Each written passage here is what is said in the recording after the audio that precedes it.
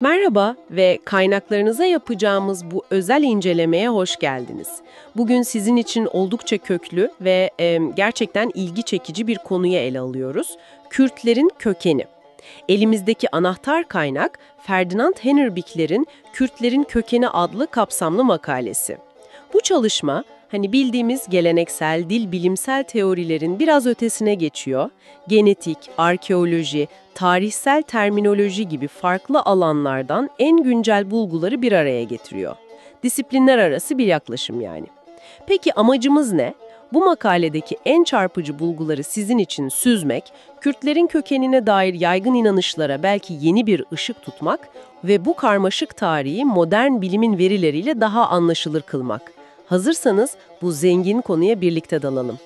Başlarken genellikle şöyle bir kanı var.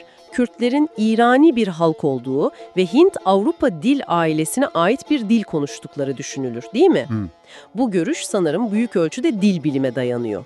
Evet, bu geleneksel yaklaşımın temeli dil bilimsel benzerlikler ve bu benzerliklere dayanarak da farklı teoriler öne sürülmüş tabii. Mesela Kuzeybatı İrani Med teorisi, Kürtçenin işte eski Med diliyle bağlantılı olabileceği, dolayısıyla Kürtlerin Medlerin torunları olabileceği fikri. Ama Hennebickler'in makalesi diyor ki, Medce'den elimize geçen kelime sayısı o kadar az ki bu kesin bir kanıt sağlamıyor. Bu teori Niebuhr ve Minorski gibi isimlerle popülerleşmiş zamanında. Bir de Albert Sosin'in ortaya yarattığı bir Kuzeydoğu İrani köken teorisi vardı. Ama Sosin daha sonra kendisi de farklı bir göç yönünü, Medya'dan batıya göçü savunmuş. Daha yakın tarihli ve üzerinde durulan teorilerden biri de Güneybatı İrani teorisi. İşte Farsça, Beluçça gibi dillerle Kürtçe arasındaki benzerliklere odaklanıyor ve Kürtlerin İran'ın güneybatısındaki Fars bölgesiyle bağlantılı olabileceğini iddia ediyor. Örneğin Garni Kasatryan bu görüşü savunuyor. Fakat Gernot Winfor gibi önemli İranologlar var. Onlar diyor ki Fars bölgesinde Kürtçenin yaygın konuşulduğuna dair tarihsel bir kanıt yok. Yani bu teze karşı çıkıyorlar. Anlıyorum. Yani sadece dile bakarak kökeni çözmek pek de mümkün olmamış gibi görünüyor. Hatta kaynakta şeyden de bahsediliyor.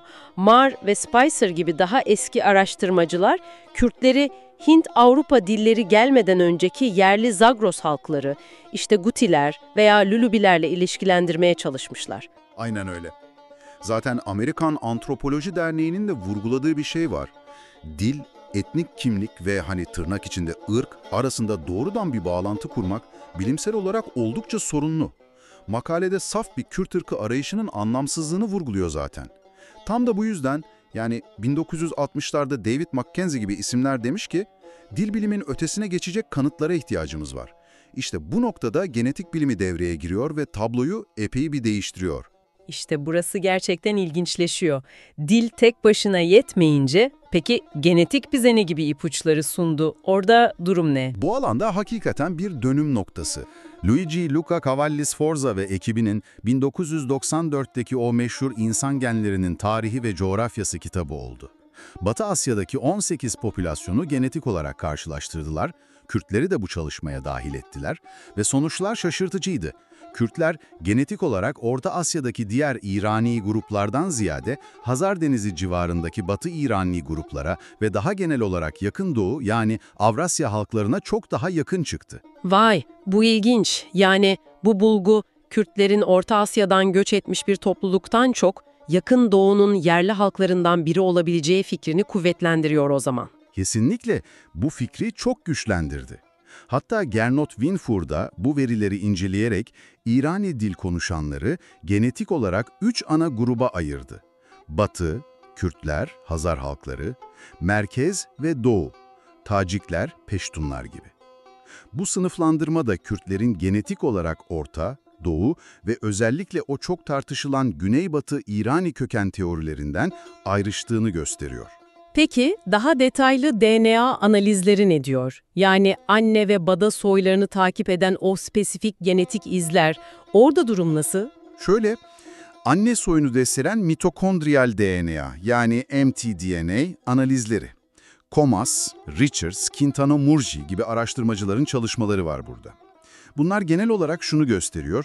Kürtlerin anne tarafından kökleri büyük ölçüde Neolitik döneme yani Cilalı Taş devrine kadar uzanan geniş bir Yakın Doğu ve Avrupa gen havuzuna dayanıyor. Oldukça eski ve yerli bir köken. Hatta Komas daha da ileri gidip Kürtlerin Kürdistan dağlarında Neolitik dönemden beri yaşayan ilk çobanların torunları olabileceğini öne sürüyor. Richardson ekibi ise ilginç bir şekilde Avrupa'dan Yakın Doğu'ya doğru Ubek silsilesi üzerinden tersine bir gen akışı izi de bulmuş. Yani anne soyu oldukça yerli ve köklü bir tablo çiziyor bize. Hı hı. Peki baba soyu? Y diyene. Evet, baba soyunu takip eden Y-DNA analizleri, Wells, Nebel, Naside gibi isimlerin çalışmaları var. Burada daha katmanlı ama çok aydınlatıcı bir resim çıkıyor karşımıza. Buradaki anahtar bulgu, J haplogrubunun özellikle de J1 ve J2 alt dallarının Kürt popülasyonlarındaki yüksek oranı. Çok dikkat çekici. Zagros bölgesindeki bazı gruplarda %59'lara kadar çıkabiliyor. Kuzey Irak Kürtlerinde ortalama %40 civarında. Bu J haplogrubu, bereketli hilal dediğimiz coğrafyadaki ilk çiftçi ve çoban topluluklarıyla yani Neolitik devrimle çok güçlü bir şekilde ilişkilendiriliyor. Yani baba tarafından da kökler çok derinlere, bölgenin yerli halklarına dayanıyor. Bu çok güçlü bir kanıt o zaman. Kesinlikle. Kürtlerin baba tarafından da köklerinin çok derin bir şekilde Yakın Doğu'nun yerli halklarına dayandığını gösteren çok güçlü bir genetik kanıt bu. Hatta bu J haplogrupu temelinde Nebel ve ekibi, Kürtler, Yahudiler ve Ermeniler arasında çok yakın genetik bağlar olduğunu vurguluyor. Bu da çok önemli bir bulgu. Evet, bu çok çarpıcı gerçekten. Daha da spesifik olarak J2 M172 içinde Kürt model haplotipi KMH diye adlandırılan, Kürtlerde sık görülen bir genetik imza tanımlanmış. Bu imza Yezidilerde ve Müslüman Kürtlerde en yüksek oranda bulunurken, Ermenilerde ve daha az oranda da olsa Yahudilerde ve görülüyor. Tersi de geçerli. Yahudilerle daha çok ilişkilendirilen Cohen model haplotipi CMH J1E de Kürtler ve Ermenilerde tespit edilmiş.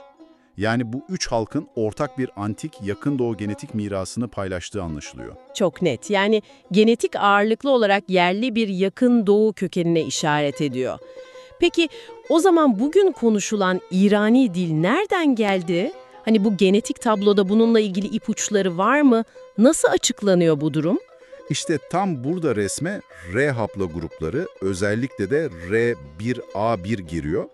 Bu haplogruplar Kürtlerde J'ye kadar baskın değil belki ama kritik bir rol oynamış olabilir.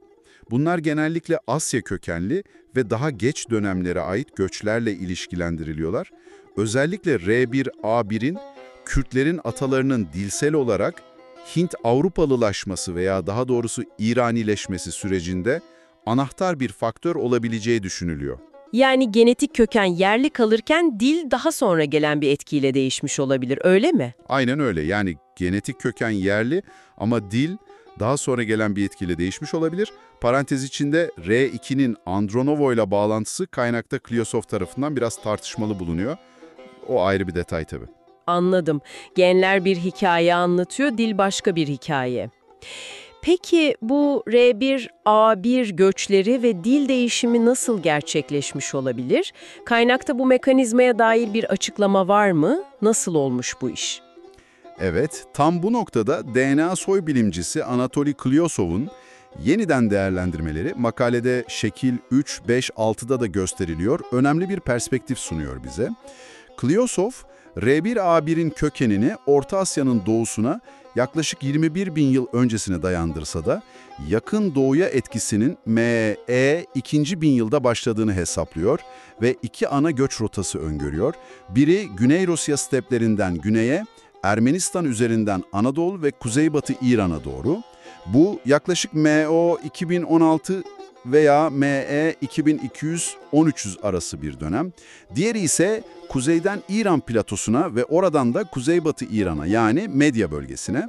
Bu da M.O. 2200-1600 ve daha sonra M.O. 800-600 civarı Med-İskit bağlantılı dalgalar şeklinde. Peki bu göçler dili nasıl değiştirmiş? Yani mekanizma ne? Geri olarak daha örgütlü, daha dominant seçkinlerdi. Zaten bölgede yaşayan yerli J haplogrubu baskın halkların arasına girdiler ve zamanla kendi dillerini, eski İrancanın farklı biçimlerini yaydılar. Yani bir tür dil asimilasyonu gibi mi? Nüfus değişmeden dilin değişmesi. Evet, buna bir tür elit hakimiyeti modeliyle dil değişimi diyebiliriz. Yani nüfusun tamamı değişmiyor ama yönetici veya etkili bir grubun dili zamanla benimseniyor. Bu model, Kürtlerin neden genetik olarak büyük ölçüde yerli ama dilsel olarak İrani olduklarını açıklayabilir. Kaynaktaki bir detay da ilginç. Zazaca konuşanlarda R1A1 oranının %25.9'u, Kurmanca konuşanlara %12.7'ye göre daha yüksek olması da bu etkinin farklı gruplar üzerindeki derecesinin değişebildiğini düşündürüyor belki de. Anladım, yani küçük ama etkili grupların başlattığı dilsel bir değişim tezi. Peki bu tür göçmen askeri grupların varlığına dair antik metinlerde veya arkeolojide bir kanıt, bir iz var mı? Var. İşte burada Umman-Manda terimi devreye giriyor. Bu Akadca bir terim, M.Ö. yaklaşık 2100 ile 500 yılları arasındaki kayıtlarda geçiyor. Hener Birler'in makalesinde de şekil 7'de vurgulandığı gibi bu tek bir etnik grup adı değil aslında. Daha çok farklı kökenli göçmen savaşçı grupları, yabancı askeri birlikleri veya seçkinleri tanımlamak için kullanılan genel bir ifade. Hitit, Hurri, Mitanni, Yeni Asur, örneğin Kimmerler için kullanmışlar, Yeni Babil, Medler için kullanmışlar. Kayıtlarında karşımıza çıkıyor bu terim. Peki bunun R1A1 ile bağlantısı ne? Klyosov'un dikkat çektiği nokta şu, Uman-Amanda'nın görüldüğü coğrafya ve zaman dilimleri, özellikle M.Ö. 2000 yıl ortaları, R1A1 haplo grubunun yakın doğuya yayıldığı hesaplanan zamanlarla büyük ölçüde örtüşüyor. Şekil 8'de bu karşılaştırılıyor zaten. Bu da şunu düşündürüyor, Uman-Amanda olarak adlandırılan bu grupların en azından bir kısmının Klyosov'un bahsettiği R1A1 taşıyıcısı Aryan veya Hint-Avrupa kökenli göçmen elitleri temsil ediyor olabileceği ihtimalini güçlendiriyor. Anladım. Yani tarihsel kayıtlar da genetik modelle uyumlu olabilecek bir ipucu sunuyor aslında. Peki tekrar dile dönersek, Kürtçenin yapısında bu İrani katmanın altında başka eski dillerin izleri olabilir mi? Mesela ergativlik diye bir özellikten bahsediliyor kaynakta. Bu ne anlama geliyor ve bize ne söylüyor? Ergatiflik biraz teknik bir konu ama basitçe şöyle düşünebiliriz. Bazı diller bir eylemi yapan özneyi cümlenin diğer öğelerine, mesela nesneye veya durum bildiren fiilin öznesine göre farklı bir şekilde işaretler, farklı bir ekle belirtir. Türkçe'de böyle bir ayrım yok ama örneğin Baskça, bazı Kafkas dilleri ve çok eski Sümerce'de bu özellik var. Sümerolog Michalovski, Sümerce'nin de bu tür ergatif dillerin oluşturduğu eski bir yakın doğu dili ailesinin bir sürekliliğin parçası olabileceğini düşünüyor. Peki bunun İrani dillerle ve Kürtçe ile ilgisi ne?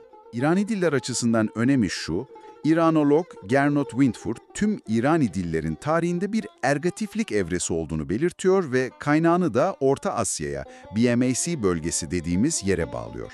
Ancak ilginç olan şu, Henner Bihler'in çok parçalı Kürtçe dediği grubun bir parçası olan Gorani diliyle Orta Asya'daki Yagnobi dili, geçmiş zamanı kurarken diğer İrani dillerden farklı olarak daha eski bir ergatiflik yapısını korumuş görünüyor. Geniş zaman kökünü kullanarak yapıyorlar bunu. Bu ilginçmiş. Yani bu ne anlama geliyor? Bu durum, Gorani'ye etki eden eski İrani formların, hani o Güneybatı İran teorisinin iddia ettiği gibi, Güneybatı'dan değil de kuzeyden, belki Yahnobi ile ortak bir atadan gelmiş olabileceğini düşündüren bir dilbilimsel kanıt sunuyor. Bu da yine Klyosov'un Kürtler ve Yahnobiler arasında bulduğu R1A1 genetik bağlantısıyla da örtüşen bir bulgu. Yani ergatiflik gibi teknik bir dil detayı bile dilsel etkinin yönü hakkında bize bir ipucu veriyor ve Güneybatı teorisini zayıflatıyor gibi görünüyor. Anladım. Yani tüm bu bilgiler bir araya geldiğinde Kürtlerin atalarının tek bir kaynaktan gelmediği, farklı katmanların birleşimiyle oluştuğu anlaşılıyor. Oldukça karmaşık bir köken hikayesi bu. Kesinlikle. Bu disiplinler arası yaklaşım bize şunu net olarak gösteriyor. Kürtlerin etnik ve dilsel kökeni gerçekten çok katmanlı. En altta Neolitik döneme uzanan çok güçlü bir yerli Avrasya bereketli hilal genetik mirası var. İşte o J haplogrubu baskınlığı bunu gösteriyor. Üzerine MÖ 2. bin yıldan itibaren gelen ve dilsel değişime yani İranileşmeye yol açan Asya kökenli göçmen grupların etkisi ekleniyor. Bunlar R1A1 izleri taşıyan, belki de Umman Mande ile ilişkili elitlerdi. Bunların yanı sıra bölgede Hurri, Urartu gibi başka eski dillerin konuşulduğu, dilsel olarak İrani olmayan katmanlar da var tabii. Zadoğdu're MÖ 1600 arası baskın dil Hurra Urartucaydı mesela.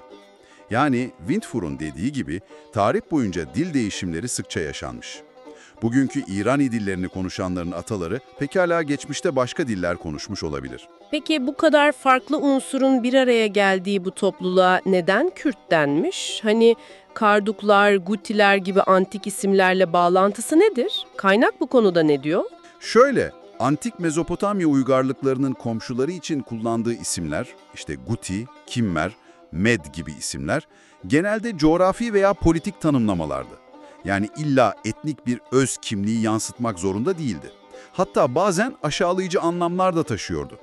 Gutiler için maymun benzeri yaratıklar gibi ifadeler kullanılmış mesela. O zaman Kürt kelimesinin kökeni ne olabilir? Henrich'lerin makalesinde en güçlü olasılık olarak sunulan köken, Sümerce'de dağ veya ülke anlamına gelen kur kelimesi.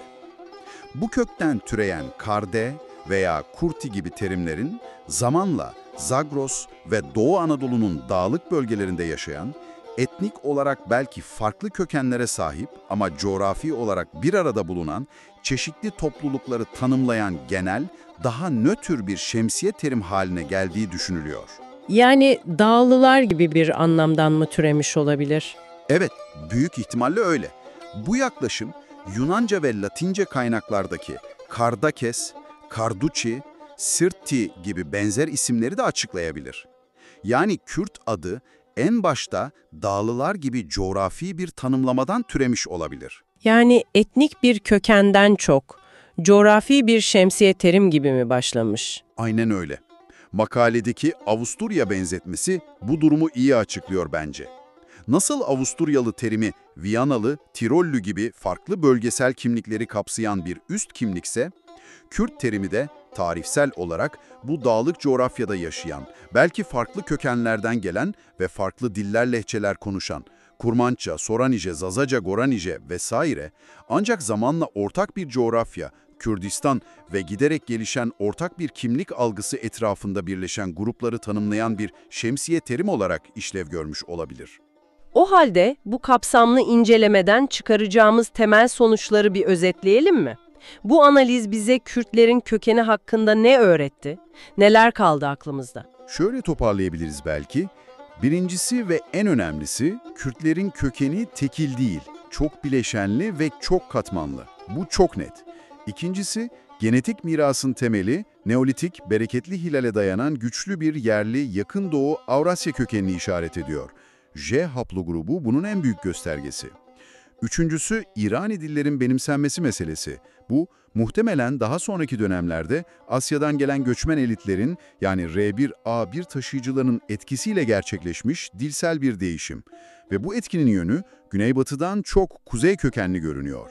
Dördüncüsü, genetik veriler Kürtleri, komşuları olan Yahudiler ve Ermeniler gibi diğer kadim yakın doğu halklarıyla yakın ilişkilendiriyor. Ortak bir miras var. Beşincisi, Kürt teriminin kendisi muhtemelen etnik bir kökenden ziyade coğrafi, dağlılar bir tanımlama olarak başlamış ve zamanla çok çeşitli grupları kapsayan geniş bir şemsiye kimliğe evrilmiş. Sonuç olarak bütün bu bulgular kökeni sadece dil bilime veya tek bir bölgeye, örneğin Güneybatı İran'a bağlayan eski geleneksel teorilere ciddi bir meydan okuma sunuyor. Çok daha karmaşık, çok daha dinamik bir tarihsel süreç ortaya koyuyor. Gerçekten de çok daha zengin ve katmanlı bir tablo bu. Hani basit cevaplar yerine binlerce yıla yayılan bir etkileşim, bir adaptasyon süreci görüyoruz. Ve sadece tek bir disipline, örneğin sadece dil bilime odaklanmanın ne kadar yanıltıcı olabileceğini de çok net bir şekilde gösteriyor bu çalışma. Kesinlikle. Ve bu durum ister istemez akla şu soruyu getiriyor değil mi? Eğer Kürtlerin ataları bu kaynakta tarif edildiği gibi yerli J haplogrupları, göçmen R1A1 grupları, belki Kliosov'un ima ettiği R1B etkileri ve Hurri-Urartu gibi dilsel katmanların bir mozaiği ise, gelecekte çok daha eski dönemlere Paleolitik, Mezolitik dönemlere ait iskeletlerden elde edilecek antik DNA verileri acaba bize ne gösterecek? Bu toprakların en eski sakinlerini ve bu karmaşık yapının temelini oluşturan ilk katmanı nasıl aydınlatacak? Bu derin ve karmaşık köklerin günümüzdeki zengin ve çeşitli Kürt kimlikleri ve kültürel ifadeleriyle nasıl yankılandığını, nasıl bir rezonans içinde olduğunu düşünmek de başlı başına ufuk açıcı bir egzersiz olabilir sanırım. Bu detaylı incelemede bize eşlik ettiğiniz için teşekkürler. Bir sonraki analizimizde buluşmak üzere.